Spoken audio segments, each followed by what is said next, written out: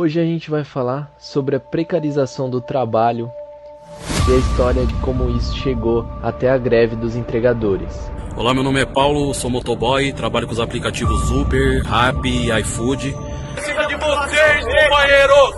Ninguém aqui é empreendedor de porra nenhuma! Há cerca de mais ou menos 9, 8 meses. Minha única fonte de sustento é o que eu uso para pagar minhas dívidas que eu fiz para trabalhar. É o que eu uso para levar sustento para minha família, é o que eu uso para me alimentar, me manter. Nós é força de trabalho nessa porra! Nós precisamos de vocês!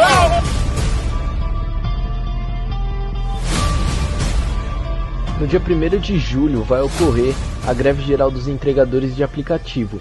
Mas você sabe o que essa luta significa numa perspectiva que podemos englobar outras classes de trabalhadores? Para contextualizar, vou trazer uma pequena discussão sobre o que é o neoliberalismo e suas facetas, lembrando que a política neoliberal traz consigo a precarização do trabalho e das relações trabalhistas em sua essência. Bom, o neoliberalismo, como a própria palavra diz, significa neo, novo, e liberalismo, política que surge com a primeira revolução industrial.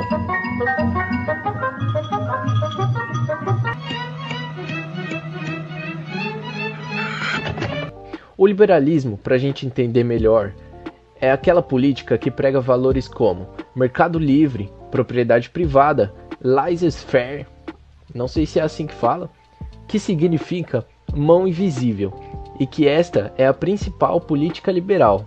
Nada mais é do que aquela velha frase, a economia se moldará por si só. Seguindo nesse caminho, os liberais quebram a cara, numa primeira crise em 1879. De superprodução e outros probleminhas que já adiantavam a previsão de outras crises cíclicas do capitalismo. E principalmente na crise de 29, a famosa. Ficou evidente que o liberalismo clássico não atendia mais ao capitalismo.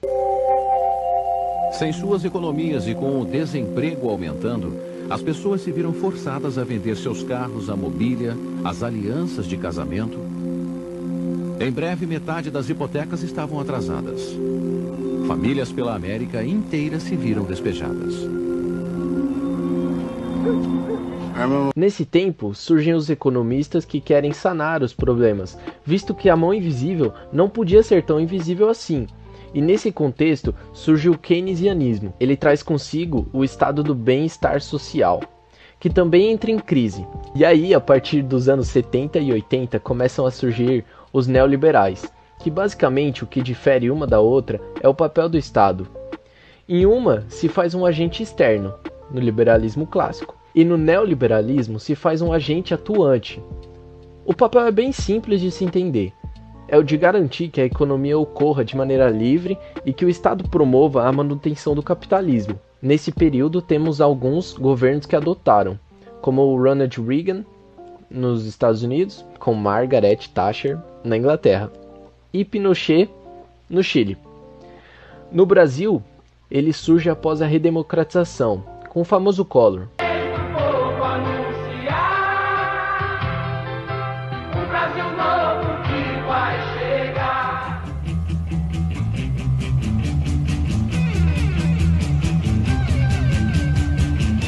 Collor de Mello assumiu a presidência da República prometendo modernizar o país. As suas bandeiras de campanha são desestatizar a economia, extinguir as mordomias oficiais, combater a corrupção, os cartéis e os oligopólios e abrir o mercado para os produtos estrangeiros. E em posterior, Itamar e FHC. Eu acho que todos nós temos as nossas utopias. Estranhas nessas eleições é que as mesmas pessoas que me acusam de querer me beneficiar com o real estão usando o real para se beneficiar. Com políticas de privatização e de reformas monetárias e trabalhistas, para que o país se tornasse mais competitivo. Lembrando que, durante o governo de Lula e Dilma, o neoliberalismo ele não morre, mas as lutas e políticas sociais, elas trazem uma nova cara para esse neoliberalismo. A precarização significa a institucionalização da instabilidade, onde a garantia do trabalho está relacionada com perdas de direitos trabalhistas, como pudemos ver em 2017 no processo da reforma trabalhista de Temer. Meus amigos, minhas amigas, o 1º de maio deste ano marca um momento histórico. Iniciamos nova fase. uma fase em favor do emprego. Estamos fazendo a modernização das leis trabalhistas. Mas também a reforma da Previdência, estrangulando o trabalhador e principalmente aquele subproletariado. A perda de direitos e garantias aumenta a taxa de lucro do empresário e, em teoria, o país se torna mais competitivo. Gostaríamos de não ter que fazer a reforma da Previdência? Daqueles que produzem nessa área. Não podemos continuar dependendo da nossa economia apenas de commodities. O Brasil tem que investir em ciência e tecnologia.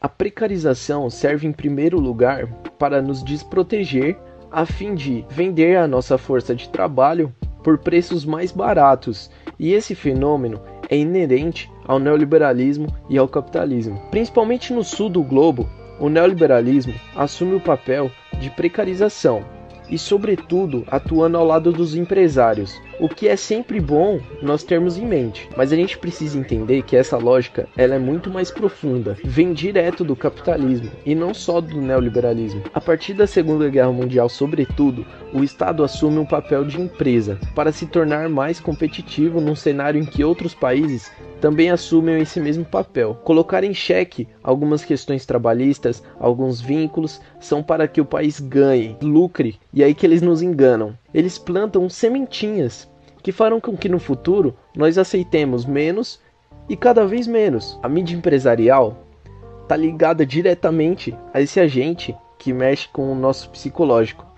Mas não só a mídia, mas como todos os entretenimentos, ou a maioria, que nós consumimos. Eles são agentes ativos para que esse tipo de relação se estabeleça de maneira natural no nosso pensamento mais profundo. Propagandas e histórias localizadas que representam o sucesso dessa política. O empreendedorismo, tipo quem? Luciano Huck, um bom exemplo. Onde você é o seu patrão. Olha, como é maravilhoso! Mas a gente sabe que o empreendedorismo não é exatamente como eles mostram, e que na verdade representa o tema do vídeo, a precarização do trabalho. É importante ressaltar o papel que os políticos empregam a essas reformas, caráteres muito técnicos que são bastante simples de se alcançar por uma continha básica, mas que para nós ainda é muito complexo, e cabe aos políticos, os detentores do conhecimento, assumirem o papel de regulador. Pode não ser por vias ditatoriais de fato, mas como na reforma trabalhista e como na reforma da Previdência, em que eles não desfazem o papel da democracia representativa, eles conseguem perpetuar as relações no neoliberalismo na sua essência mais profunda. Mas, para um panorama geral e para que a gente consiga mostrar um pouco da importância do nosso dia a dia em buscar informação, em votar de maneira consciente e perceber que nada mesmo é por acaso. Nós estamos perdendo conquistas que outras pessoas lutaram há 100 anos ou muito antes, e pode ter certeza que vai ser bem difícil de recuperar. Quero indicar as obras do professor Rui Fausto, da Universidade de São Paulo, e o artigo do André Singer. E eu quero lembrar vocês que a história ela não é linear e que nós podemos estar vivendo um cenário muito parecido dos anos 1964, onde os capitalistas, o setor privado, eles não mediram esforços para impor de maneira violenta os seus interesses. Então é bom a gente ficar sempre de olho aberto, e sempre bom lembrar que o nosso presidente atual não vai medir esforços para garantir que esses interesses sejam colocados.